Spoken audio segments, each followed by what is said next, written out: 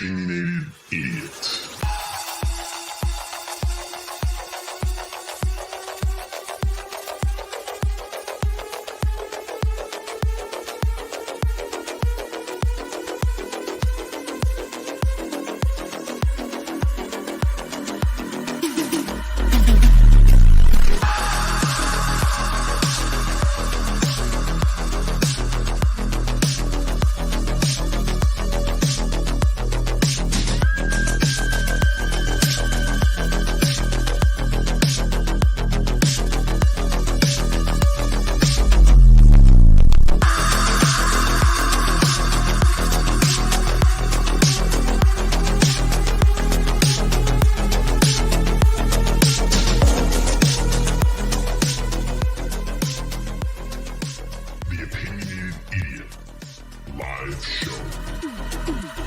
Yo, what's going on, everybody? Welcome back to another live show here on the Opinionated Idiot YouTube channel. I am the Opinionated Idiot. My name is Brian, and welcome to the live stream here on this Saturday, the Saturday before Mother's Day. It's May 13th, 2023. I want to welcome everybody into the chat. Oh, I could not wait to get home and stream today. I've had an extremely long day of work. I literally just walked through the door and jumped on stream. So I'm glad to be here in my domain, in the headquarters. I'm happy. This makes me happy at the end of the day. I have to suffer and go through work and then be able to come home and this is my relaxing time. My relaxing time with all of you. I want to welcome in everybody into the chat. I want to welcome in all of my mods. I see all my wrenches out there. Hope everybody's doing well. And we have a fantastic show planned for everybody this evening. If you didn't check me out last night, it was over on Junk Turkey. You can go over and watch the replay on that. We had a fantastic show. I want to thank Daniel and Co for having me on over there on the show. Publicly Buzzed was with us, hanging out. We had a great time, great discussions. So go over, check that out, check out the replay. But tonight we're going to move on with this show. And first, I want to bring in my special guest, as always, on the Idaho shows. We got Agent Chase in the house. How are you? Good. How's all the cool cats and kittens out there? Did you just do that to me? Yeah, I did. Because you have a cool cat in the top left. You know, cool cats and kittens. Mr. Jinx. Oh my God, you totally just blasted that on me. 3 years ago, we were all about that. I'm still all about that. Me too. I want more dirt on that. Life. I want more dirt on that. What was it? I don't know. The meme that was going on. I don't know how I'm going to fucking survive all this. That meme that used to float around. Yeah. Listen, I would recognize everybody in the chat like I normally do, but we want to move through the show here and give you guys some content. So what we first want to do here is the Gonsalves family has spoken out. It's been quite a while since they've spoken to the media. They had a little spot on Good Morning America the other day. And if you haven't seen that, we're going to pull that up and play that. So the siblings of the Idaho murder victim, Kaylee Gonsalves, speak out for the first time. Not the first time, but it's been a while. All right, let's play this. Hope I don't get a copyright strike. I probably freaking will. Let me wait for this ad to go through. So we'll sit through this 30-second ad here. We get through that. Sorry, guys. We're slaves to the advertising industry. All right. What do we got? Progressive. We're not sponsored by Progressive. 4, 3, 2, 1. All right, let's play it. And we're back with our GMA cover story ahead of graduation ceremonies at the University of Idaho. The siblings of Kaylee Gonsalves, one of the 4 students murdered earlier this school year, are speaking for the first time. Kana Whitworth back with the story. Hello, Kana. Yeah, hey, George, good morning. So Stephen and Autumn sat down with me along with their parents as they get ready to accept Kaylee's degree for her tomorrow at the University of Idaho's graduation ceremony. And this ceremony is being held 6 months to the day since these 4 students were murdered. It's still very surreal. It's still very like out of body a lot of times. This morning, as the class of 2023 prepares to graduate from the University of Idaho, the families of 4 students murdered in November are emotionally adjusting to a reality they never prepared for. I would have never thought a year ago or even 6 months ago when that there was going to be a reason that Kaylee wouldn't be able to accept her own degree, that she wouldn't be here. Kaylee Gonsalves was set to graduate in December. Her 4 siblings will be accepting her posthumous degree for her. Just a way to remember her. I'm for that. I can do that. I think it's a way to show unity and respect for Kaylee and her hard work.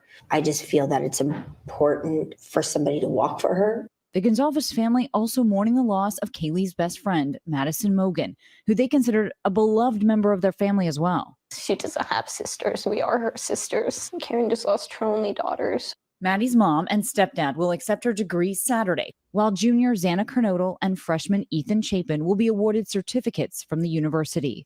In an ABC News exclusive interview, Reed Ofston, former president of Sigma Chi fraternity, remembering Ethan and Xana. Just real charismatic, real funny, real goofy, always putting a smile on other people's faces. So yeah, when I heard they started dating, I was like, that's a perfect fit.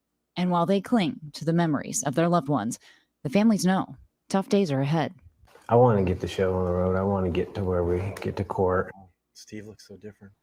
Now, what he's talking about, that court date, it is still a preliminary hearing set for the end of June. But George, while I was there, I also learned that the university has plans to build a memorial garden right on campus. And Ethan's fraternity brothers told me it will be in a spot that each one of these 4 students would have walked past every single day. A beautiful tribute, George. Sure is. Okay, Kana, thanks very much.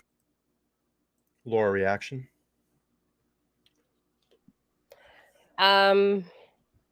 It's hard to believe it's been 6 months to the day that all this occurred, and she never got to go to graduation. All 4 of them. It's very saddening to watch this. And, in a way, the families still don't have answers. We're still hung up here in the legal system, awaiting the preliminary hearing next month. So, yeah, I am looking forward to them getting more closure, some closure, awarding the degrees. I think University of Idaho did the absolute right thing by doing this and recognizing the 4 of them. So kudos to them. Yeah. The thing that people have to remember here, as much as we sit here and we go over all this evidence and unfortunately, because, we have an alleged suspect, and the spotlight, unfortunately, has really been on that suspect because that's what we talk about, and it's a shame. And I don't want anybody to lose sight of what, what was lost here. No matter what they did in their personal lives, no matter what people are digging up, and there's maybe some implications there, and I'm not ready to get into all that stuff, but you all are smart. You all watch these channels. I have no evidence to back up a lot of the claims, over the last, I would say, week that have come out that I've heard. But the bottom line is these 4 individuals did not deserve this. They didn't deserve to have their lives scrubbed out. No one deserves that. An innocent victim does not deserve that. Regardless of what comes out about them throughout the trial, no one's perfect, and they were just young kids. So, if something comes out that's not, rainbows and unicorns, let's, they're kids. Nobody did deserve this. Right. Regardless. Let me do this. And I saw a couple of chats that are really good and I think relevant to this portion of our conversation here. Let me bring this up really quick. So I do want to recognize Cozy Mom for becoming a YouTube member and supporting the channel on a monthly basis. If you all want to do that, you can go down there and click the join button. I have memberships that start at $1.99. It's less than the price of coffee. I would appreciate it. There's my little spiel for tonight on that. So I'm not a beggar of money. If you want to contribute, that's all up to you. But I just want to do this because naturally we do the celebration. So it's welcome.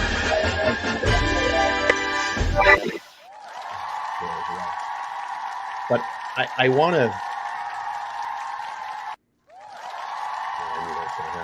my bad on the loop. There's something in the chat that I saw. Where was it? Hang on. I'm sorry. I'm just going through this chat, and I saw something that made a lot of sense to bring this up. Oh, come on. Where is it? Damn it. Don't move the chat. That's blowing up. I know. Thank you all. Where is it? I totally just saw it. I was like, this is so relevant. And now, no, not that one. I know I'm stalling the show. I'm so sorry. This one here, Newman says, there's wild conspiracy theories out there lately. There's a lot of wild conspiracy theories. And like I've said, is that, here on Opinionated Idiot, we base all our opinions off case facts and files, the documents that come out. We do our sleuthing around that, but we keep all of our opinions relevant to the information that's put out to the public.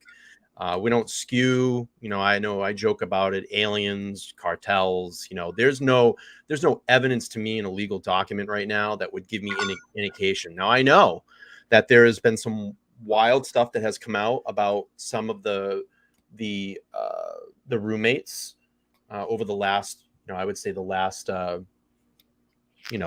week or so. I mean, you're all adults. You all can figure it out. You can figure out what you choose to accept in the information that's put out there. Again, we try to stick to the case. We stick to the case files. Giovanna's become a new member of the community as well. I do appreciate that as well. Let's give her some encouragement.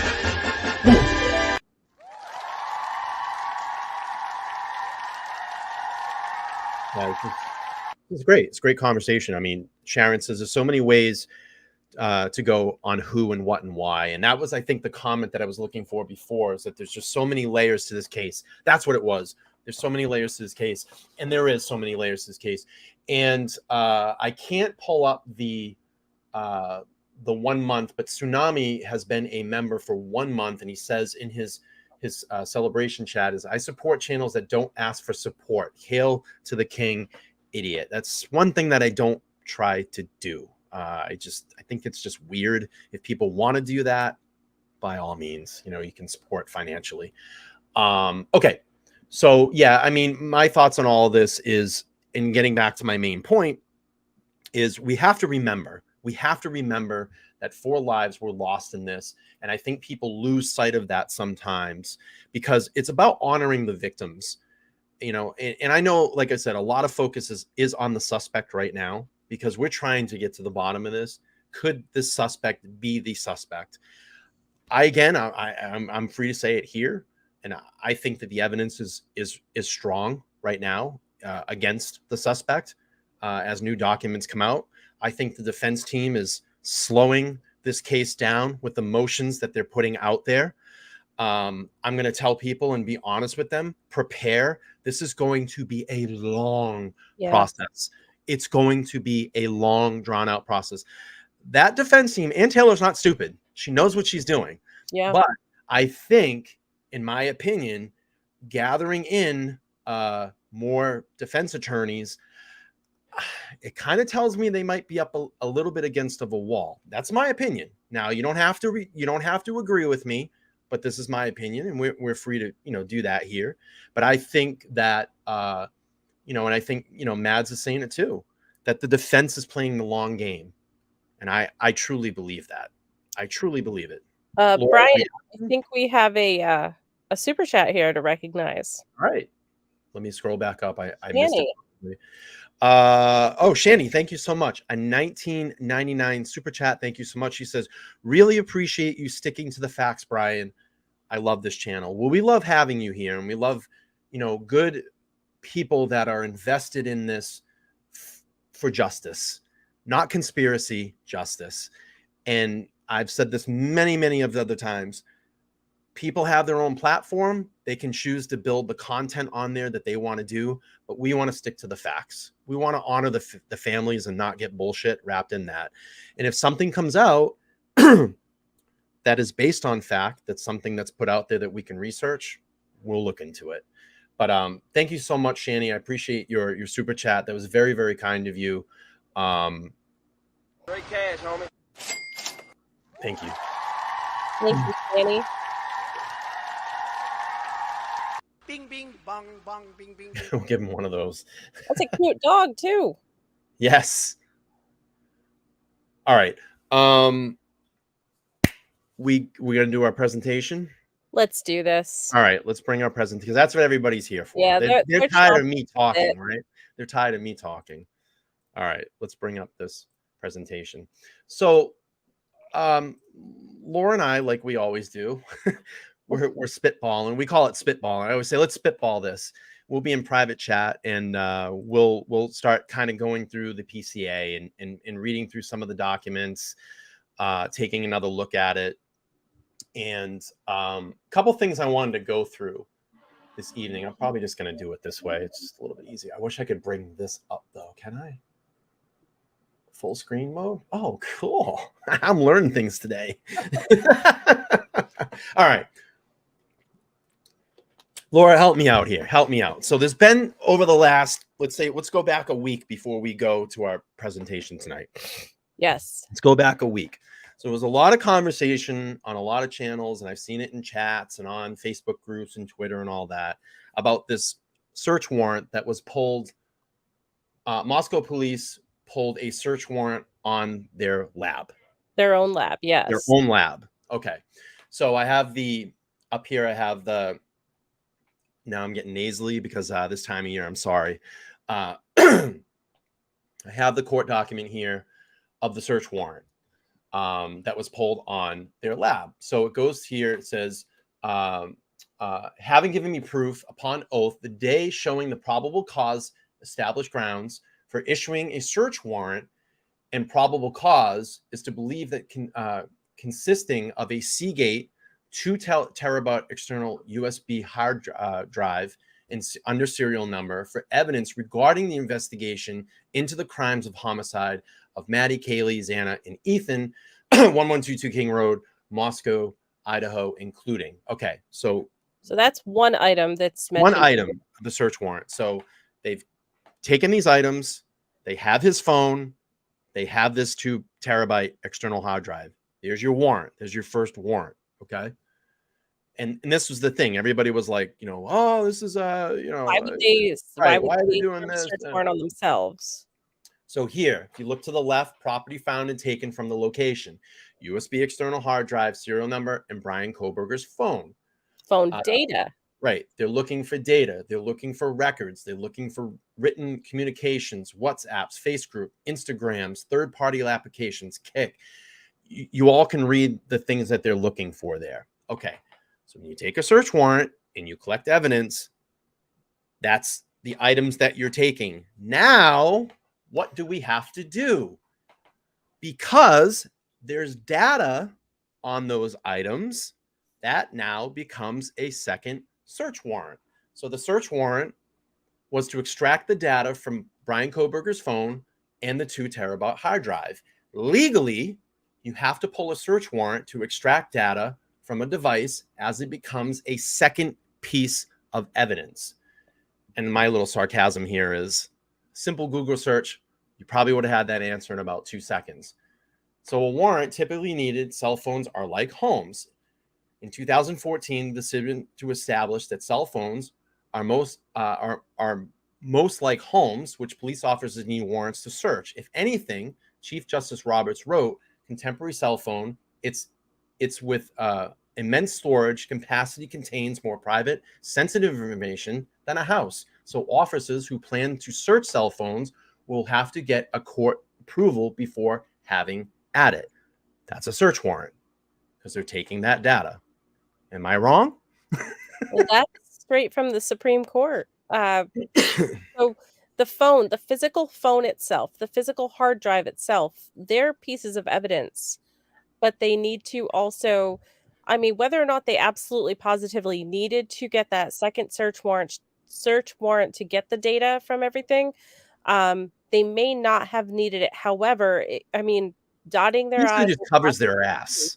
Exactly. They're saying we're going to get this information, this data off both of these devices lawfully. So that's the purpose of them serving a search warrant on themselves. They had something in the possession, and it's covered by the Supreme Court. They've said, do your due diligence. So Right. anybody say, I mean, there's been some sloppy things we've seen, but this was just them covering their butts. So Crossroads is chiming in. Big fan of the channel. Always looks in. Says good explanation of the second search warrant. A lot of people don't get this, and this is the thing. I think this is what happens, and I might be wrong, Laura. I might be wrong, and this is why I try to tell everybody, and I try to be. I'm not trying to be like a dick about it, but you really need to, like, when a dump comes or a document dump, I think a lot of people just look and they go, Apple and AT&T and Verizon and bank accounts, but they're really not reading the context inside the documents. And that's what I said. You can, I mean, Laura has done, you don't even believe the amount of research and date placing and timelining this, and you can do all. I'm looking in the camera and I look like Trump right now, but it's like you can do this on your own if you just spend Bing, bing, bong, bong, bing, bing, bing. a little time with the documents and read them over. You will get the information you need to understand what's going on here. I think a lot of people just look at headlines, they go, okay, that's AT&T. Well, okay, well then, I think you're getting my point. But there's a lot of boilerplate stuff in these search warrants, but then there's also some Easter eggs in there too that show us really what they're looking for, and a lot of the whys on why they looked for it. Let's face it, this has been a huge document dump. I mean, how many scroll pages long is it to just go through all of the documents associated with the case? There's a lot of information. So yeah, it takes some time to sort through everything. Right. Got a new member. I know. We're going to give that person. So I want to thank Myron for becoming a channel member and supporting. I appreciate that.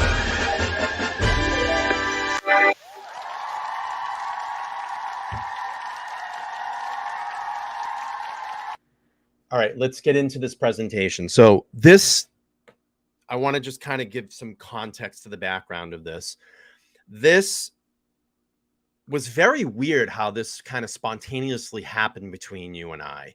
So Laura and I, probably like once a week, will go back and revisit Payne's PCA, his version of the events. And we go through that document and really, we call it spitballing. Yeah. We'll pull it up and say, let's really read this. And then let's go back and read it again.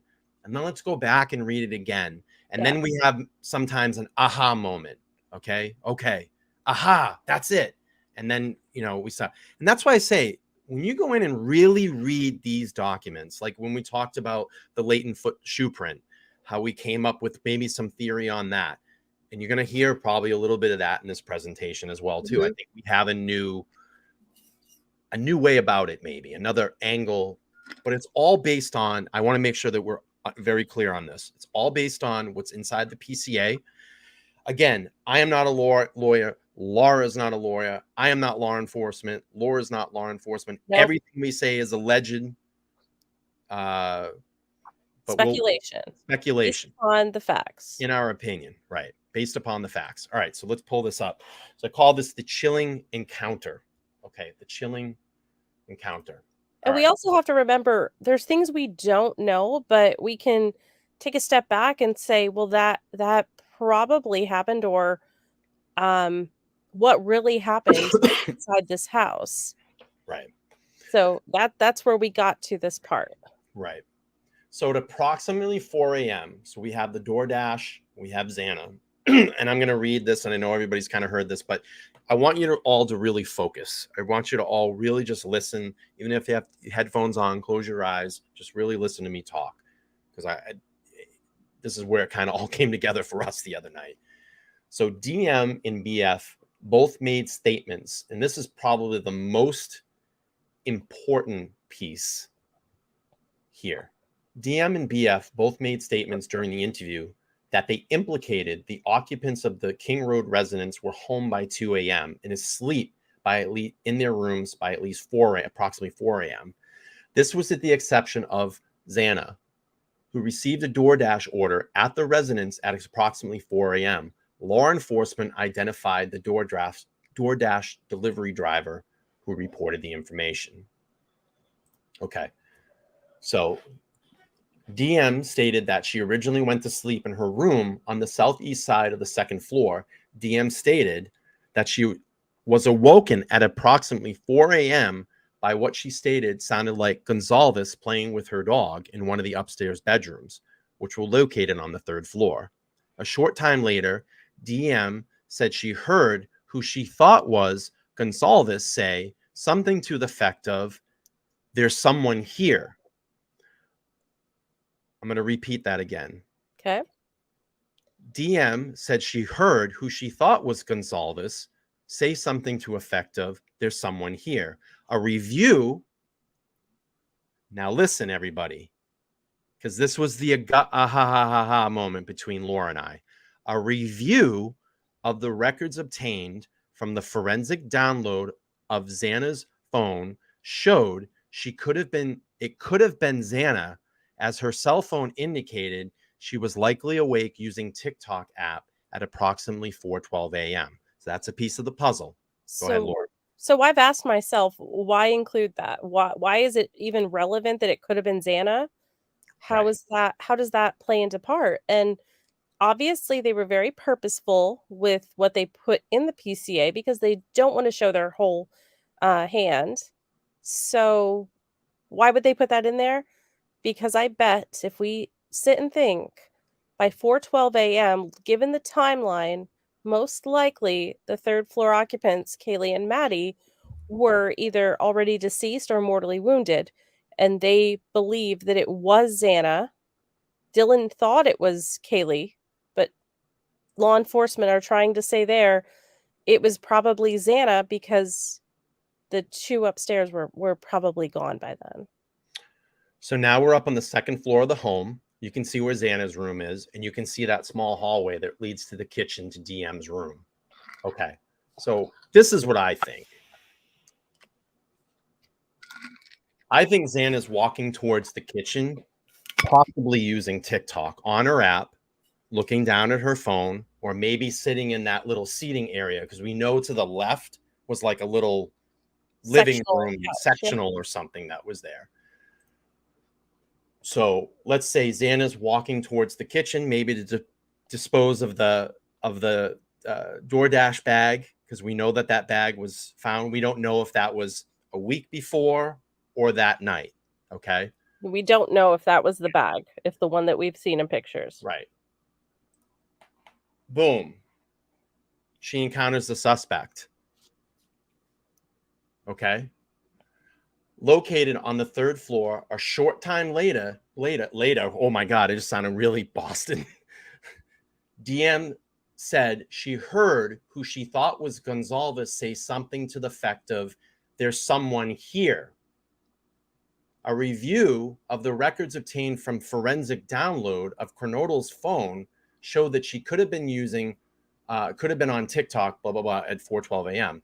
I think Xana saw the suspect and went, "There's someone here." And it scared the shit out of her. Probably exclaimed it to Ethan. Whether or not she had her phone in her hand or not, we could go back and forth with that. But 4:12 a.m. on TikTok, yelled, "There's someone here," because she saw somebody in black either on her way out to the kitchen, her way back from the kitchen.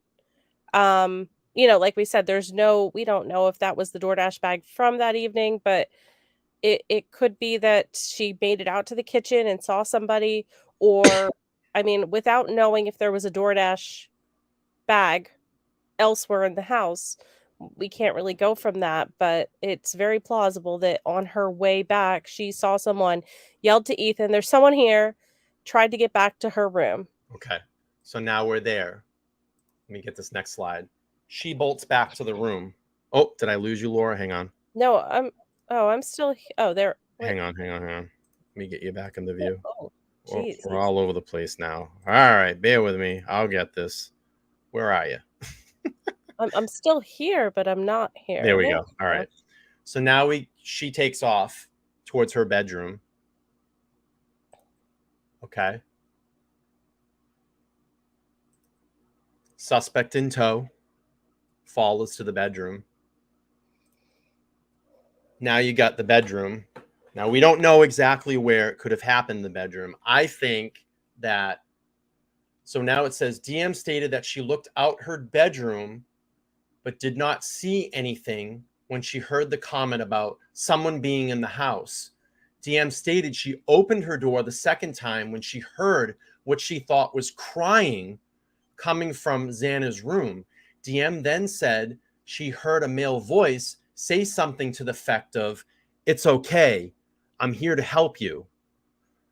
Now we think this could have been where there was the struggle inside Xana's room. Go ahead, Laura. Where she ran back into the room. She said, "There's somebody here," runs back into the room. Ethan's like, "It's okay, I'll help you." And that is when they were attacked. Okay. Now, attack has already happened. Suspect is back, going back towards that sliding glass door. You now come back into the hallway. DM's room is to the left.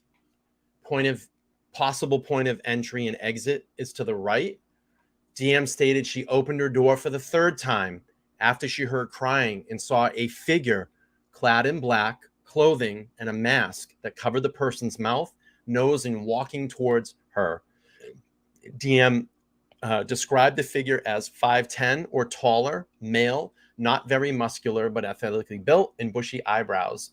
The male walked past DM as she stood in a frozen shock phase. The male walked towards the back sliding glass door. DM locked herself in her room after seeing the male. DM did not state if she recognized the male. This leads investigators to believe that the murderer left the scene. So now if we come into the kitchen and we're looking towards DM's room, you have the latent shoe print. You have the other arrow on the floor that's pointing to the sliding glass door, and you have DM's room. During the so we're going to get to the point of why we think all this is, because people are like, where are you all? During the process of the crime scene, investigators found a latent shoe print in the circle. This was located during the second processing of the crime scene by ISP forensic team, first using the presumptive blood test amino black protein stain that detected the presence of cellular material. The detected shoe print showed a diamond-shaped pattern similar to the pattern of a Vans type sole shoe outside the door of DM's bedroom, located on the second floor. That is consistent with DM's statements regarding the suspect's path to travel. Do you want to take this one and why you think the shoe print got latent? Well, given the information we've had, the police, when they searched the home, they encountered Xana's body first, leading us to believe that she was in the doorway, just inside the room, and then Ethan would have been further into the room. I know there's also talk that Ethan was found in the bed, and Xana was most likely found on the floor. Which would make sense, because if he was slashed, which we've heard he was slashed, we don't know where he was slashed. If he fell onto that bed and say his throat was slashed, he would bleed out. That's how you would get the blood drain down the wall. Or, figuratively speaking, that's a lot of blood. And if that house is on a pitch, that's probably the way the blood all ran.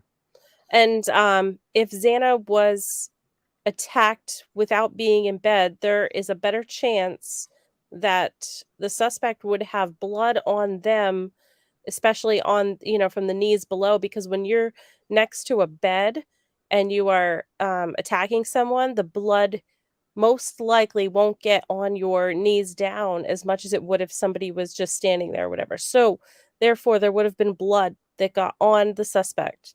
The suspect probably had a trail of blood walking from Xana's room all the way out through. Right.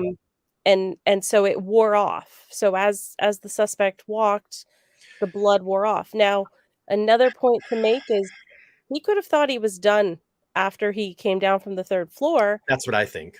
and therefore had removed some protective gear, Mm-hmm. which is why there might have been bloody footprints, shoe Right. prints, because this, that Xana, literally the DoorDash could have been what led to her demise because of her taking the bag out to the kitchen. Xana was also known to be a neat freak, always up with the chores, so that makes sense that she would walk a DoorDash bag back out to the kitchen instead of having it in her room all night. It's just very plausible looking at what I've learned from examining their TikToks and social media that she most likely wanted that bag back out in the kitchen, got it back out to the kitchen, and that is when she was encountered by the suspect, ran back to her room, yelled to Ethan. Ethan yelled back, and that was it. It happened very quickly. Okay, so now everybody's like, why did they take us through this big presentation? Because the next slide that I show, I think is going to do the, and I think this might be a lot of the conversation, why they're trying to pull Bethany in. The defense wants to speak to her.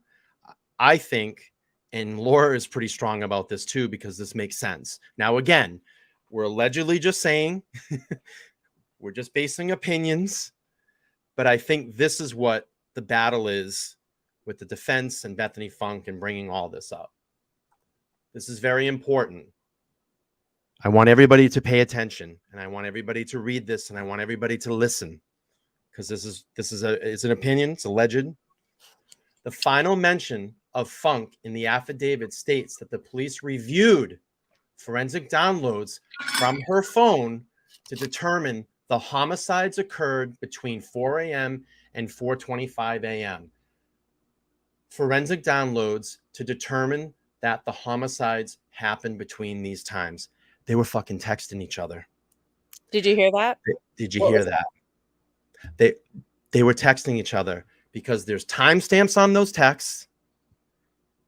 They probably heard noises. Now, I'm not going to go anywhere and say they're involved and they set all this up and blah, blah, blah, blah. But it leads me to believe, based on this information, there were some text conversations going on.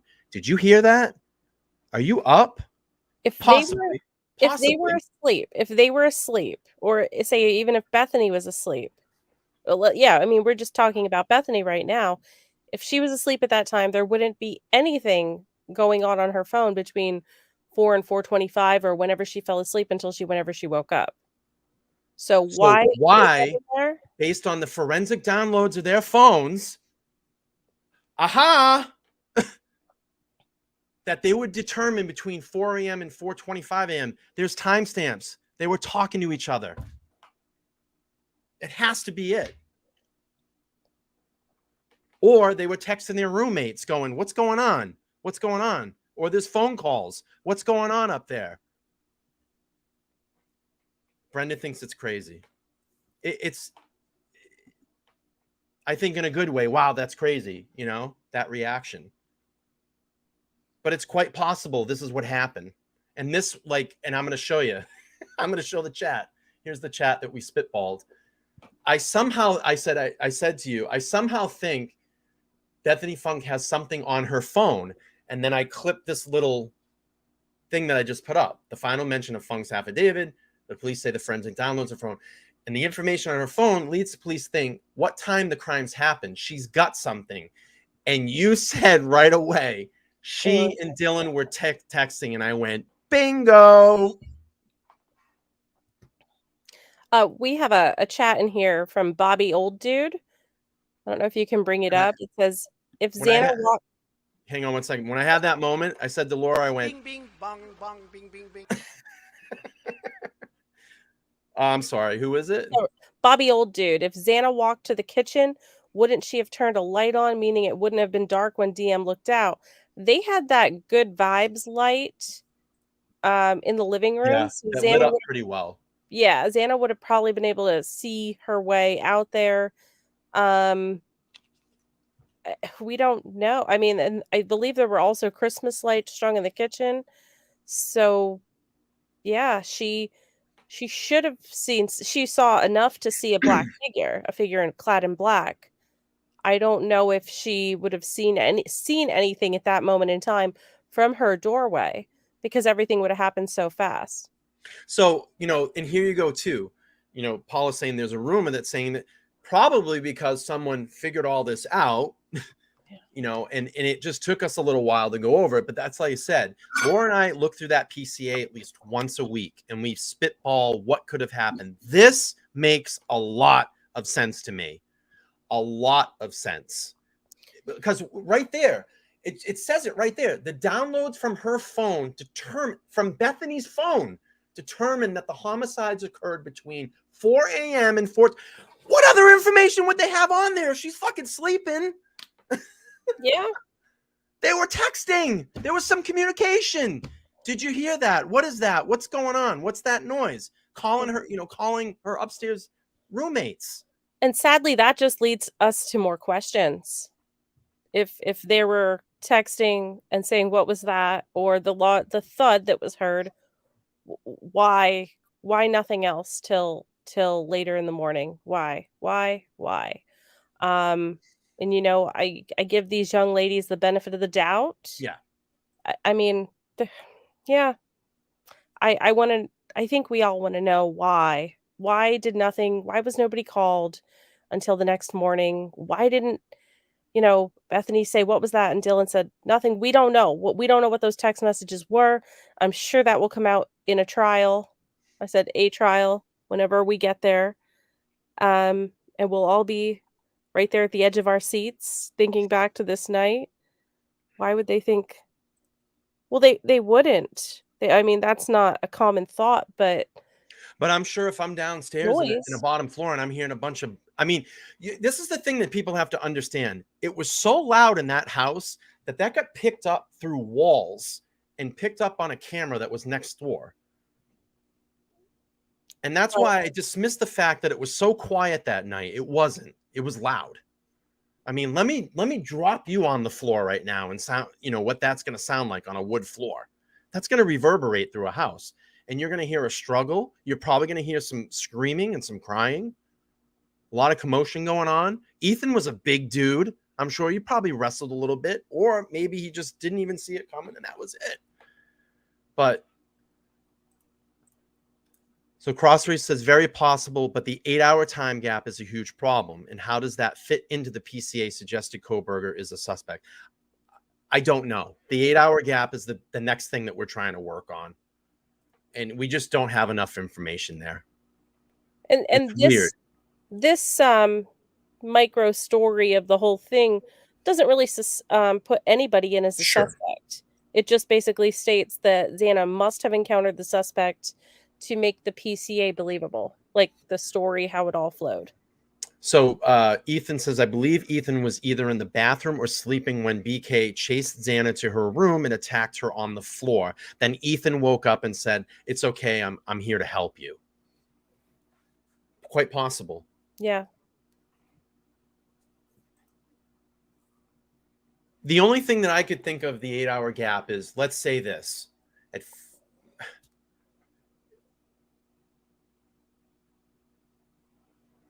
They're dumb kids. They're college kids. I don't want to deal with it. I don't want to be in trouble with it. I don't want to be implicated. I think that was the whole thing. Maybe they did think it was a party upstairs. I don't know. I wasn't there, but the 8-hour gap that's a huge problem. That's a huge problem. I haven't figured it out yet, but we're working on it. We're working on it. There's just not enough information there yet. There's not a lot of information.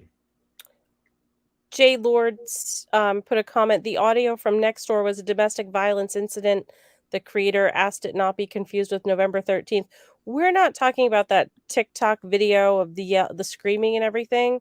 We're talking about. Oh God, that's the biggest bullshit thing I heard. Yeah, that was nonsense. Yeah, Did you hear it? That's the murders. This is just the audio that was mentioned in the PCA. Right. And we haven't heard that yet. So no, we have not heard that. We've only seen the summary of it. Yeah.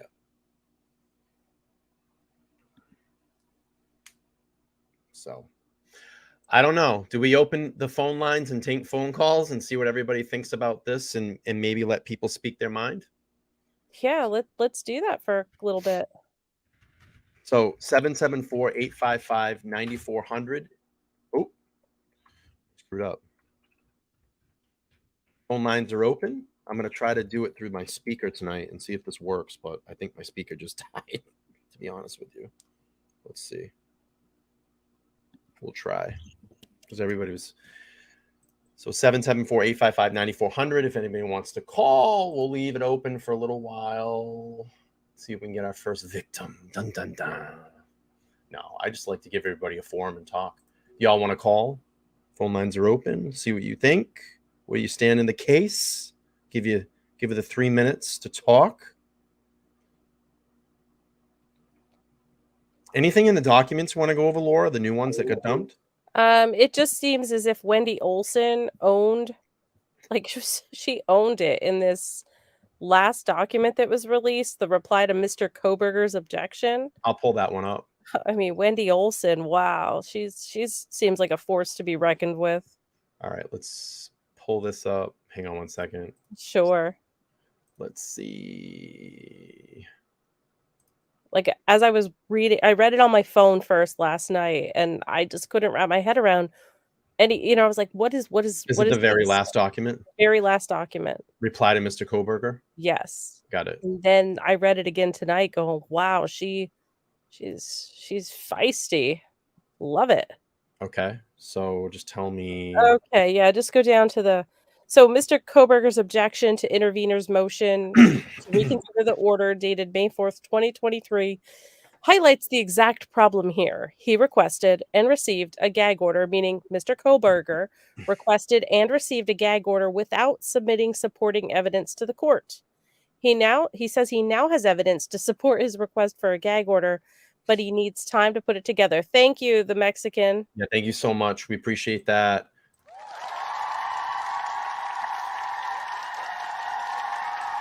Straight cash, homie. So he says he now has evidence to support his request for a gag order, but he needs time to put it together. Yeah, Even saw that. though a gag order has been in place for over Right. 4 months, and he asked the court to continue to enforce a gag order. I'm not that fast. Oh, I'm sorry. Okay. Mr.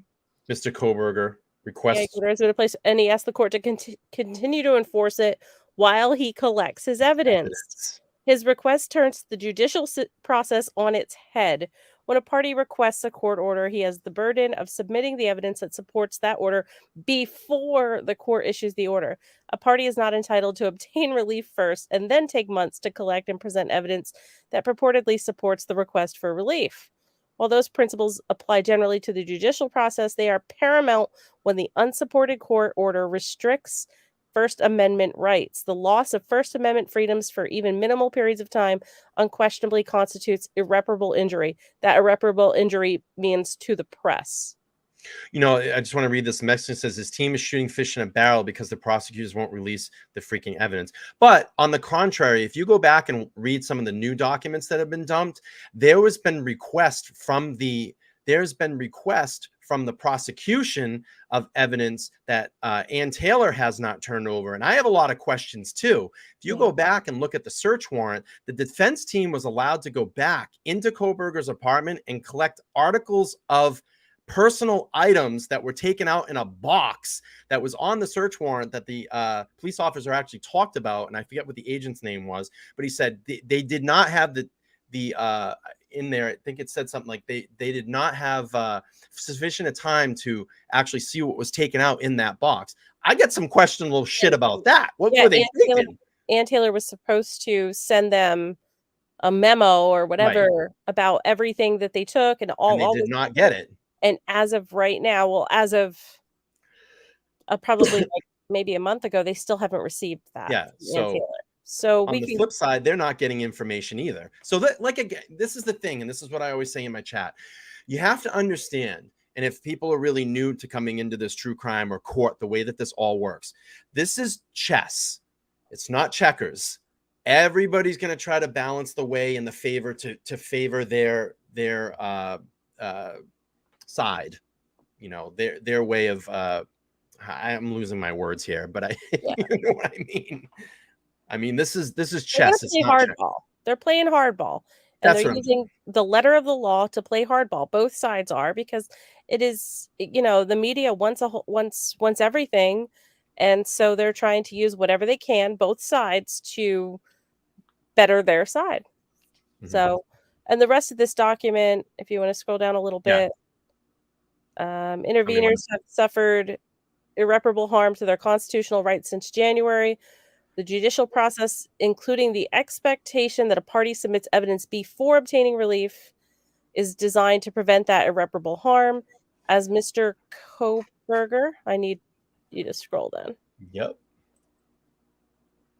Kohberger now acknowledges that process was not followed here, as he has still not even collected the evidence he intends to submit.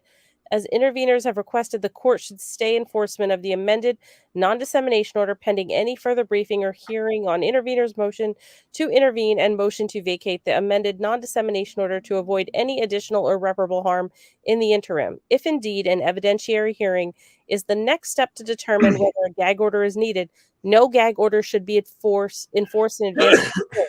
So what Wendy Olson is saying is that, okay, if they need to have an evidentiary hearing, which is when the defense presents evidence that they want a gag order, if it's vacated before that evidentiary hearing, there's not going to be a gag order for a period of time, and then they might reinstate the gag order.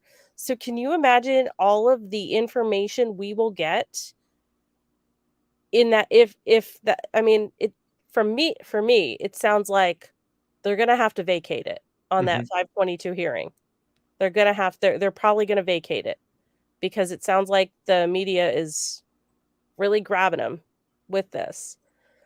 Unless Bryan Kohberger's defense team can come up with some type of evidence to say, no, we truly need this gag order. So it's guys, buckle up. It's going to get good. It's going to be a long case too. And I really urge, I want everybody, even if I have to do this here, let's do this, because I always feel like I have to do this. Here's some documents. Okay. So there's some documents there. I'm going to just drop all these document dumps, because I think that people really should read this and what's going on. Yes. The Mexican just said, try this one on grand jury convening as we speak. That could very well happen. Oh, yeah. I mean, yeah. Well, when you get some time, please go over and just read through these documents. We just want you all to really look at the facts in this case. Now, I know that everybody out there has their own theories and looks at this case at all different sides of the spectrum. I like to look at what is in front of us, and we can pick through that via videos, via legal documents, and just really try to play this, I guess, straight. Is that the right word?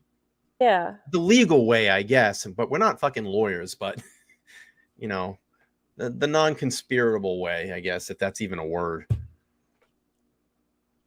So I don't know. So phone lines are open. I'll give this a little bit more. 774-855-9400. If you want your voice to be heard, we'll open up the line and let you chat. Laura, we have over 400 people watching tonight. It's such a great show. We need more likes. Yeah, we need more likes. We're only at 146. It just takes 2 seconds to go down there and smash the like button to get this stream out, get this channel out. And by the way, while we're live on air, the channel has hit 4,300 subscribers. I think we're going to hit the 5,000 mark before the June 26th hearing. Super, super exciting. I appreciate everybody coming over and supporting this channel. We not only don't do Idaho content here, I have a lot of other cases that I bring to light that need to be brought to light, conversations that need to be had, and you get the same show. You get the same show on that show. Now, I realize this is and I hate to say this word, the sexy case at the moment. I realize that, but you're really missing out. You really are. You're missing out on the other shows, because there's really great. That Boston Marathon stream the other night was just, going back and looking at that, and it's very close to my heart because I live in the Boston area. But very powerful. So we're at 172. Look at that. It worked. 172 likes. If we can get to 200, I'll really, really be happy. But again, Candy, where are you at, Candy? She said 150 likes, I'll give a membership. that's awesome. Oh yeah, look at this. 150 likes. We appreciate you. We appreciate you.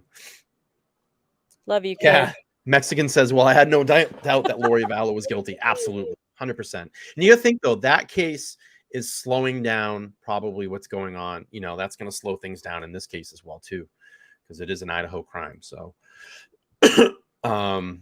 maybe we should do a show about the judicial process and how a case goes from the arrest through to sentencing. yeah, we can do that. I can put something together. So Darlene has gifted a membership. We appreciate your gift, Darlene. Candy has gifted a membership. We appreciate that as well. Let's do this real quick.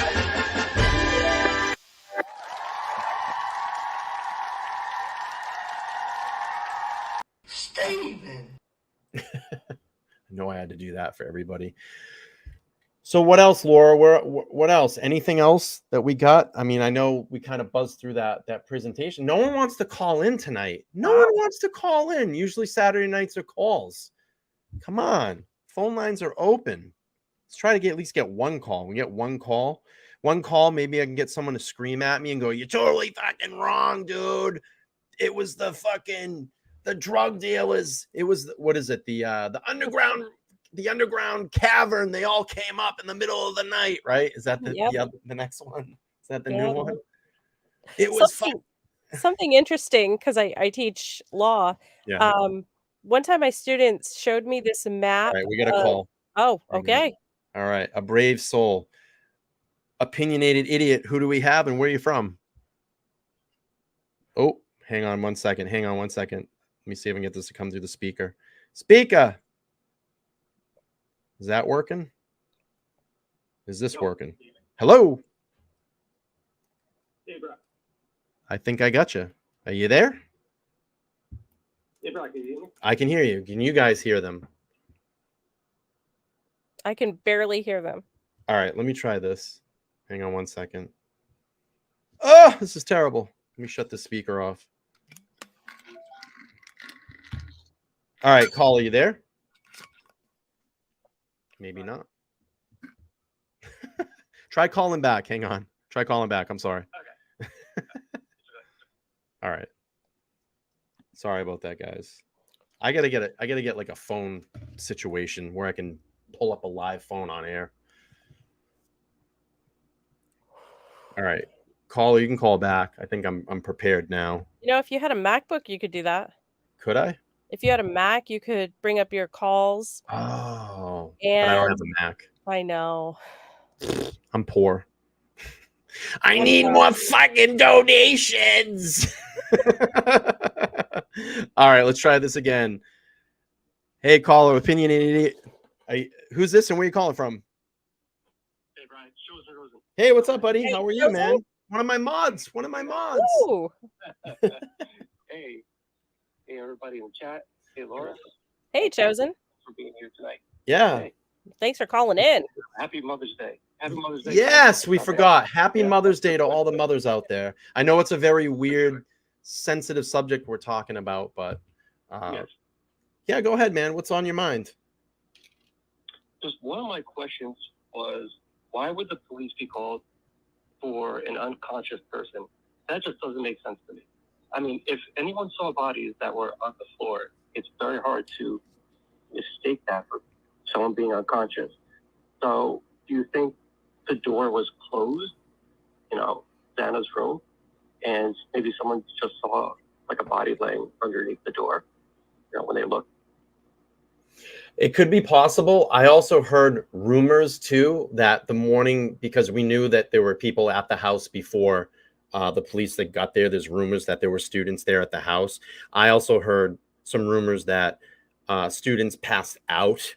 So maybe there was that. But also, if you call, and this was kind of talked about, I think, in the news media, if you call a 911 call and there's, say it's a frantic call and they're not getting any information that they have, and again, I may be out of line by saying this, but I've heard something this, excuse me, I think the media was talking about this, that if you're not getting any response, they put it in as an unconscious person to get authorities and ambulance there as quick, or first responders there as quick as possible. Now, I may be wrong on that. I have to go back and fact check myself, but I think I remember hearing something.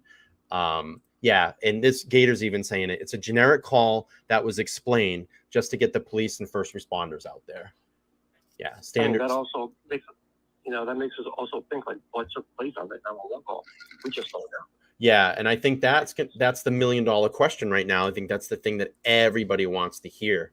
And I think what's happening is that they're still investigating that tape. They're still going through it.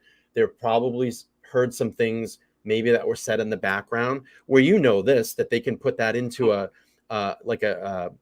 filtering machine and filter out background noise to get, pull voices to the front. They may be, doing stuff like that. Just like the Murdoch case. 100%. Yeah. It's wild. It's a wild case, man. I also have one more question. Sure. What if Stephanie, your GM, accidentally stepped in, like the blood that was, outside DM's door, and cleaned it up? That would make sense for the latent footprint, to be found, right?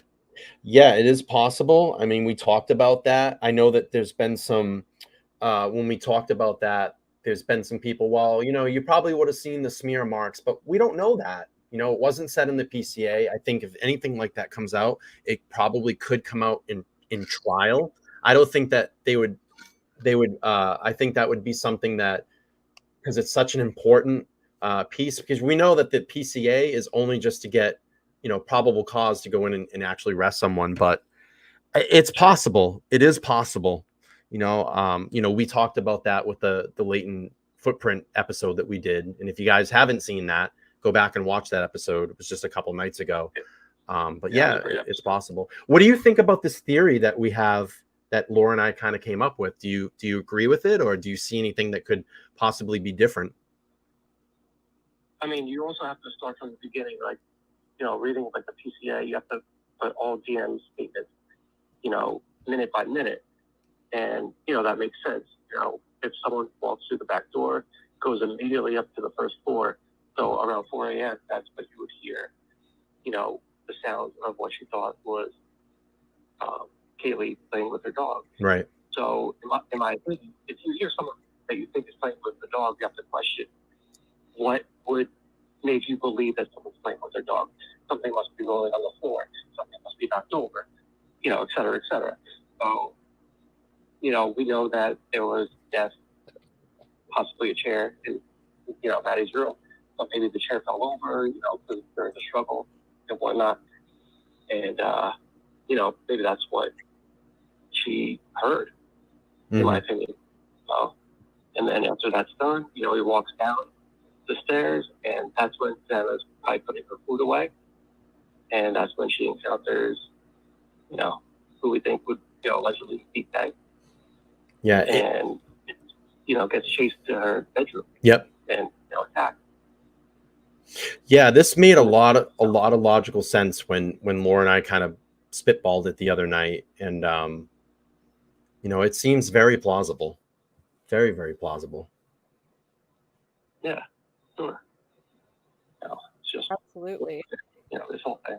Yeah, but we're gonna keep diving in, and maybe we can come up with something about the 8-hour gap. I know that's the biggest thing on everybody's mind, and we'll keep looking through documents. Maybe something pops up, and we have another one of those aha moments, and and kind of leads us down the I guess the yellow brick road to maybe shedding some light on this. But yeah, of course. Yeah. All right, man. Yeah, you guys, keep up the good work, and appreciate all the facts that you bring to the case. And, like we're all saying, like, we're just trying to get justice for the victims, and that's the main reason why our community comes together is to, seek justice for this terrible crime. So appreciate you guys. Thank you. No, we appreciate you, man. We appreciate you being a mod. Yeah, we appreciate you being a mod in this chat and coming over to you know, watch the stream, you know, all the time. So I appreciate you, man. Of course. No problem, man. Anytime. All right, brother. Have a good night. All right, See you, guys. Chosen. Yeah, you too. All right, bye. That was a great call. Great call. So this here in the affidavit, it says size van 13. It does not say that. It says that they collected a size 13 shoe at his parents' house, right? Or jail. The jail entry was size 13, but it doesn't say Vans, and it was never mentioned in the PCA what size the shoe print was. So just kind of want to bring some light to that, because there is a lot of misinformation. I'm not saying that Giovanna is wrong. Maybe she heard something or misinterprets something the wrong way. But it does not state it in the PCA what size the footprint was. In his jail collect, whatever they do that when they take their article belongings, his shoe was a size 13. We got another call here, Laura. Oh, yay. All right. Opinionated Idiot, who do we have calling? Where are you from?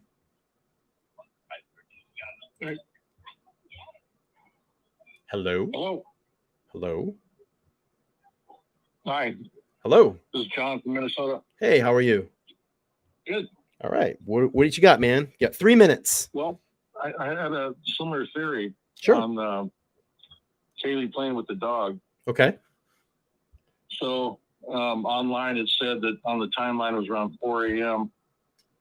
The DM said she heard maybe that Kaylee was playing with the dog. Yep. Okay, well, Kohberger hadn't parked yet. They said he parked at 4:04. Yep. So maybe she was playing with the dog in her room. And while she was in her room, maybe Kohberger slipped in, got into Maddie's room, and then Kaylee left her dog in the room, closed the door, and discovered him in that room. Okay.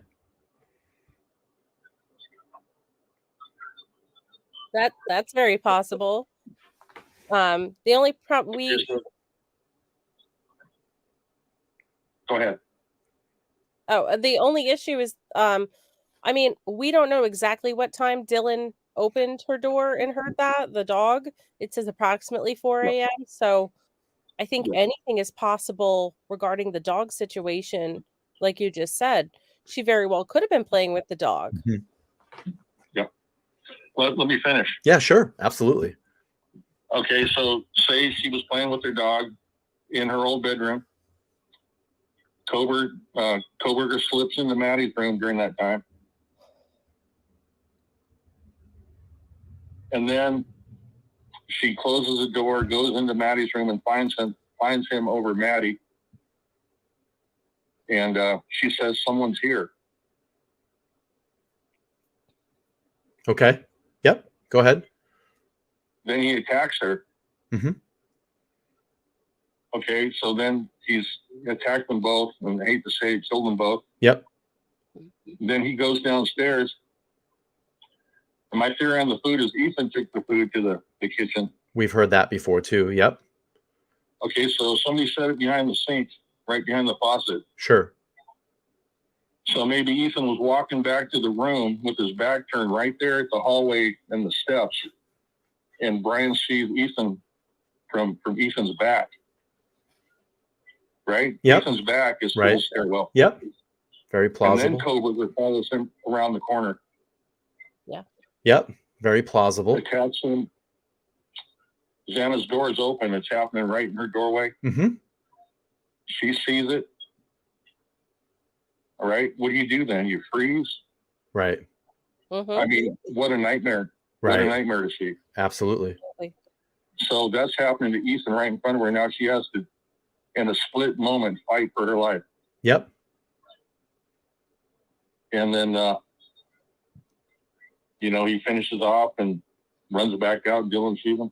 You guys finish up. I'm going to let you go. All right. Thank you for your theory. I mean, it's very, very plausible. It's very close to what we said as well, too. Yeah. All right. Chat about it a bit. All right. We will. All right. So what do you think, Laura? I mean, that is a great other theory that Kaylee was playing with the dog. She yelled, "There's someone here." And then Ethan was taking the bag out because Xana probably made him, 20-something boyfriend, girlfriends. Right. And he said, and then he got Xana. He got Ethan and then he got Xana. That's possible too. So the Mexican says maybe the perp stepped into the bathroom and then when Ethan passed, just reached out and entered the bedroom, told Xana, "It's okay, I'm here to help you." And she tried desperately to wrestle the knife from his hands. That's very possible too. Yeah. Yep. These are all really great theories. And the thing that I love about it, this is not bullshit, like all based upon it's based upon the PCA. Love it. And that's what we try to do. And that, Johnny's saying, yeah, the toxicology reports are not publicly known yet. That's very, very right. AZ says, great call. Thank you. John from Minnesota. Thank you, John. John, thank you. Thank you. I know it takes a lot sometimes for people to call. They get shy or they might get a little nervous or we try to, what we try to do here is just open up the platform and let people speak. And I want to hear it from all different angles and sides. If you want to call me a motherfucker, you can do that too. Let's see. The spectral sailor said, did the killer who said that think he was saving her from a worse fate than she suffered? That's interesting too. And then Jay Lord says, took out the biggest threat first. I think he hit Ethan with a club. That's been thrown around too. I've heard the golf club theory. And I mean, if the golf clubs were in her room, we don't know anything about the golf clubs other than law enforcement had them. I mean, Xana could have very well grabbed a golf club to fight back, or Ethan could have from the bedroom. Why? I mean, I was thinking, why would Ethan's golf clubs have been in Xana's room or at Xana's residence? Then maybe because he didn't want them around his frat brothers. Maybe he didn't trust them with his golf clubs. They were probably his prized possessions, and Xana had a lock on her room. We know that. So maybe it was a more secure place for him to keep his set of golf clubs. So Glenn says he meaning probably the suspect. He was faking her out so she wouldn't scream. That's good too. Yeah. Yes. Yeah. That's a very good theory too. Shani's saying, wow, 432 people in chat. Awesome. The mostly just listen. Let's see. Some of these chats are great. I was going to sign off, but I'm liking all these chats right now. It's really good. Let's see what the Mexican says again. No one has ever entertained the thought that the ladder was used to access the balcony. Cops never touched it. Kaylee could have heard him either slide or Dylan thinks someone is playing with the dog. That's a good theory too. And then Glenn says, "Shh, I'll help you," something like that. Yeah. Maybe he's acting as like law enforcement or something, like you get that dressed in all black, looks like a SWAT person. I don't know. I'm just throwing something out there, KB says, wouldn't someone have noticed if Kohberger had been hit with a club or been in a knife fight? Very true. Very true. I believe he went for a physical shortly after the attacks. I'm sure. Is there any way? Well, legally, if you're in a murder case, can they subpoena your medical records? Oh, for sure. I think so. Yeah, right. For sure. And then Glenn says it may say something about a ladder in the PCA. It does not. I don't recall the ladder being mentioned in the PCA. No. There's photos of the outside of the house. I think that's where that theory came from. Lily Black 15 says, first time here and I sub. Thank you so much. We got a new sub. Tonight. Bing, bing, bong, bong, bing, bing, bing. And make sure, please smash the like button. Smash. Let's see. Johnny Archer says, I know it's a morbid thought, but he could have slit Ethan's throat. Xana eventually sees part of what happened. The killer approaches, says, okay, I'm here to help you. That's very plausible as well, too. Let's see. So Mary's saying in one of the warrants, it does mention the medical reports of sorts. Let's write that down, and we're going to research that because I didn't think I saw anything of that. Medical reports. Mary, the medical reports of the suspect or of the victims? Oh yeah, I mean there does briefly say, you know, medical examiner reports of what, you know, some like Ethan, what happened to Ethan. He had slashing wounds. Xana, I think they mentioned his stabbing wounds. It's weapon. All right, hang on. Let's just do this. Let's just do it Ethan the right way. Let's do it the right way. Go ahead, pull it up. All right. Let's just do it the right way. I'm telling you, by the time this goes to trial, I'll have all that memorized. All right. So we're back at the original PCA from Payne.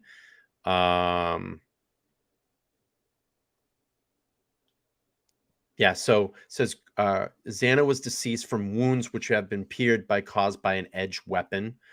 And then right here it says Ethan was also deceased with wounds later determined by the autopsy report provided by Spokane, Washington medical examiner was caused by sharp forced injuries. Sharp forced injuries.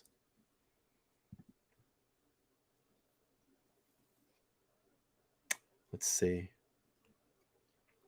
And the medical examiner, the one that's redacted there on that page you just I'll go back up. That is not the same woman that was on Ashley Banfield.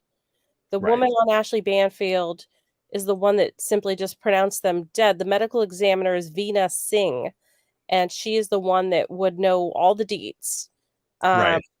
So the coroner, I don't even know if the coroner has any medical training, to be honest. I mean, they probably just took the coroner training course. I believe the coroner is an attorney. Yep. So, I mean, she, of course, would say, oh, that was, you know, injuries consistent with a knife, probably. But what we really want is this medical examiner's report of the From what body. I understand, the coroner is just a legal person to literally just come in and go, they're dead. Yep, they're dead. So you have the legal right to remove that body at that time. Yes. But this medical examiner, in some of the copies of the PCA, her name is not redacted. But her name is Veena. Let's read this first.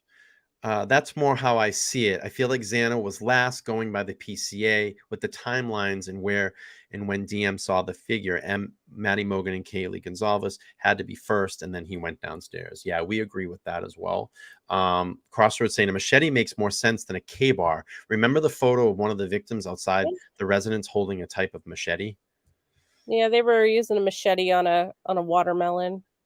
Yeah. That's the thing. I think people like just see a lot of stuff and they go, "Well, that's got to be it," you know, or, you know, listen, these kids live typical college life. They did a lot of crazy shit. They had people in and out of there. But the thing that was kind of interesting too is when we went back and watched, and I think actually on my stream the other night, the lawyer, you know, Peter Tragos talked. He went back and he reviewed the new Kohberger body cam footage of the traffic stop. He reviewed the search of his apartment, which basically turned to be a nothing burger. It was just fucking bunch of dark, redacted things. And then he played the one when Xana went to the door for the noise complaint. The police said in that, this is the first time that we've come out here. And I found that to be very interesting because that could be used, I think, you know, either way. You know, in this to say, you know, hey, look, you know, there wasn't a lot of people out there, or, you know, it gives you the scope of who was out there. So, you know, I found that to be very interesting in that. Let's see. Anybody else? Yeah. So coroner said her only job was to determine cause of death and manner. That's usually what coroners are, you know, to legally say that. Let's see. Let's see.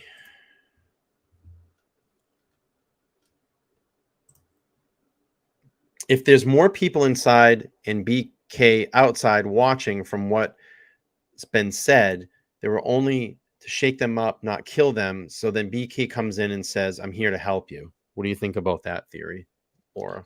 If there were more people inside and BK outside watching, from what's been said, they were only to shake them up. I mean, it cool. I don't think so. I'll be solid on that. Nah. I think it was one person. If the suspect is indeed Bryan Kohberger, if he wasn't, I don't think he would have had a whole group of friends there with him. Glenn says, and there's a lot of creators leading people down a rabbit hole for views, and I appreciate you guys keeping it real. I have to strongly agree on that one. You know, the reason that I did this channel, and if anybody doesn't know, I'm going to do this because I have a lot of people watching this evening, and I think it's a stream that you can go back, and I would urge everybody to watch because it will tell you a little bit about my background and why I started doing this. Let me just get to the link and I'll post that. You all can watch that after the stream. I would appreciate if you watch it because it does give you a little bit more insight as to what I'm doing. So my best friend, when I was a teenager, was brutally murdered, and there was no justice in his case. They had the two people that were involved. They got arrested, and the DA dropped the ball, and one of them took a plea bargain. But in that plea bargain, and I've dropped the link up there, I really would appreciate you all going, to watch my story. I think I only did an hour stream that night. But the DA dropped the ball, and one of the other suspects took a plea bargain.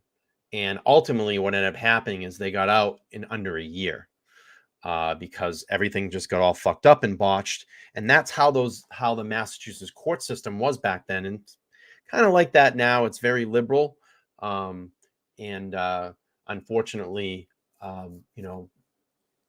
So I went through all the newspapers that I had. I literally took a Sunday and went and scanned everything in so I could pull it up. Basically, I like to timeline things. You'll notice that in my streams. I do a lot of timelining. I timelined the whole thing through newspaper articles because we didn't have internet back then. And it was just very eye-opening to go back and reread those articles and kind of see what the determination and the end game ultimately. And my friend, Tony really never got any justice in his case. And I had to do this for him. I had to do this for me, because if I can give good, solid, and listen, I'm no journalist by any means. I'm not a journalist. I'm not.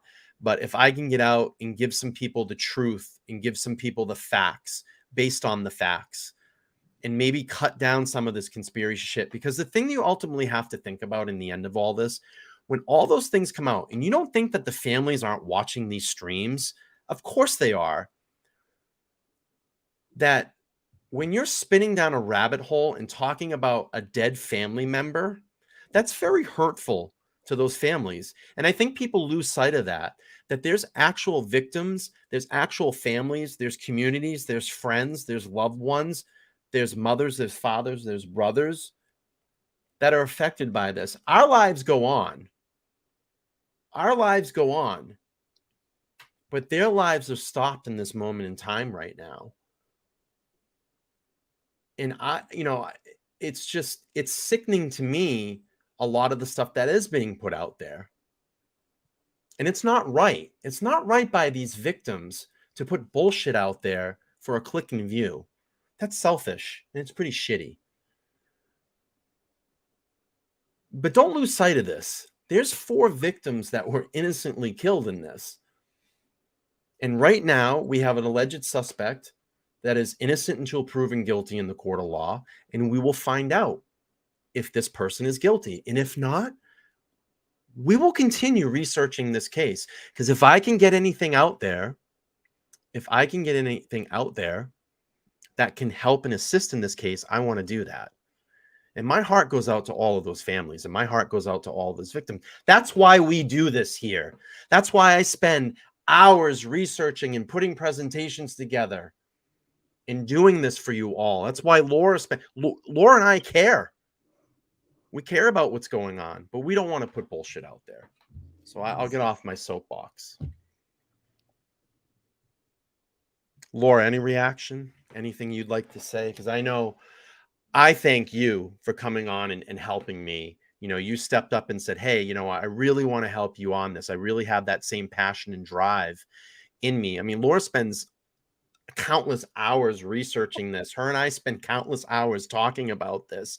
It's affected like our family lives, and you know what I mean? Like it's crazy. We're crazily obsessed over this in a good way because we want to find out what happened to these kids. And we feel like it's like, you know, I think it might sound weird, but we feel like they're part of our lives now. You know, we're getting to know them. We're getting to know who they are. And I think you all are as well too. You know, Laura's falling asleep. I'm boring No, her. I'm just yawning. I'm just Go ahead. I'll give you the floor for a minute, Laura. Go ahead. You know, I've been obsessed with true crime since I'm a small child. Some of you in the chat will probably remember Unsolved Mysteries, the good one from the 1980s. Yeah. And that creepy music, Robert Stack's voice. Robert Stack's so good. I remember being on a school bus, and I was probably in 1st or 2nd grade, and there was a girl missing in our area, a teenage girl. And there we were, and I know we were only in 1st or 2nd grade speculating about what happened to this girl. We were, you know, 8 years old, 7, 8 years old talking about this. And then, you know, she was found and everything. And it's always been a passion. Oh, thank you, True Crime Cafe. Yeah, thank Always you. been a passion, but I'm, you know, I'm a lifelong student. And I like the facts. I like to have something that backs up. I can't just go with something if you can't tell me how or why or where you got it from, and it's not just, you know, some guy down the block. Yeah, I want to know real things. Now, do I believe there may be some truths in rumors? Yeah, some truths in some rumors. But then there also might be some people in their bedroom just making up things to, you know, maybe get views. And oh yes, if you have any information on, oh, It's so good. you know, I could go back and watch it and I'd still get the tears in my eyes and everything. And the new one on Netflix is pretty good too. You know, there's some cool pieces on that. Real quick, this is our Japanese friend watching us from Japan. We're international. I love it. Love it. And he's here all the time. So we want to thank him for it.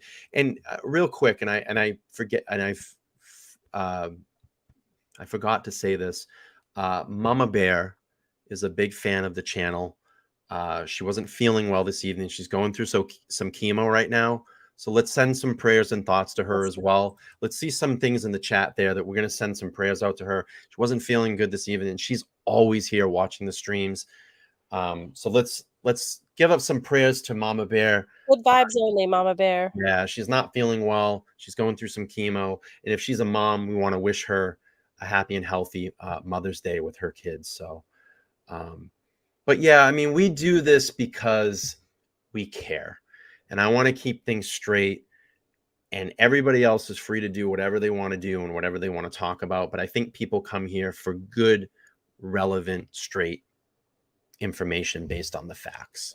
And this channel's not just here for clout or for likes and views. I mean, it's a true community.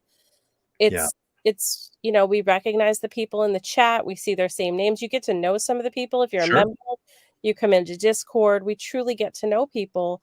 And that's one of the reasons why, you know, I was looking at some other channels, you know, following some other channels. And then when I happened upon the Opinionated Idiot, I was like, wait, this guy like is a little bit more like me. He's, you know, a little more, okay, let's go back to what we know and not what we heard.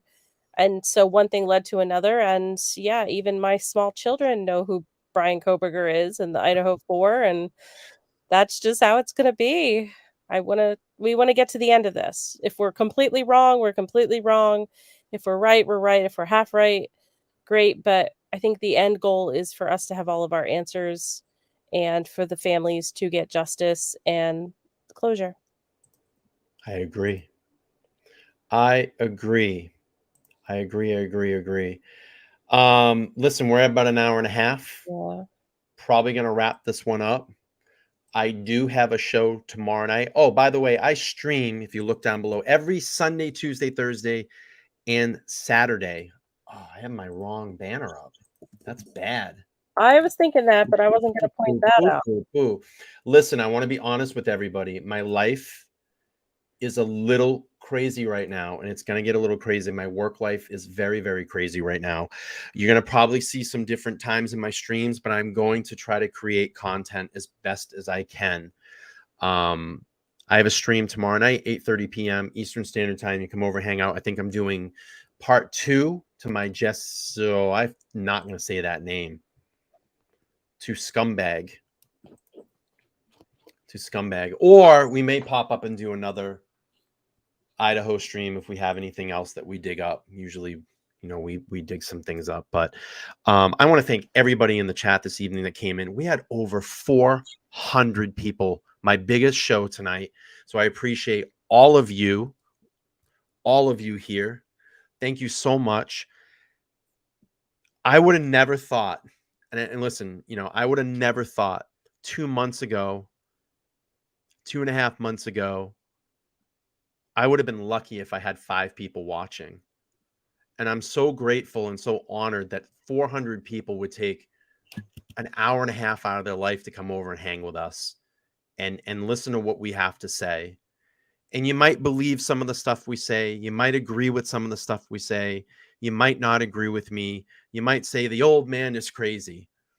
But I don't bullshit people. I don't surround in bullshit. And I don't like bullshit back. I'm a pretty straightforward person. And I'm going to call you out if I think it's bullshit. And you can call me out too if you think it's bullshit. And then we can talk about it.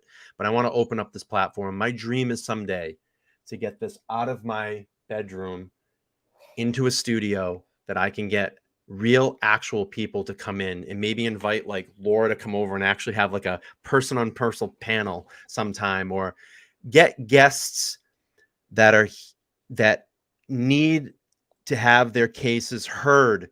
Maybe the authorities are not doing enough. Maybe it's a cold case that's been very cold that they can talk about. And maybe someone that is in and around that area may know something that can help and assist them.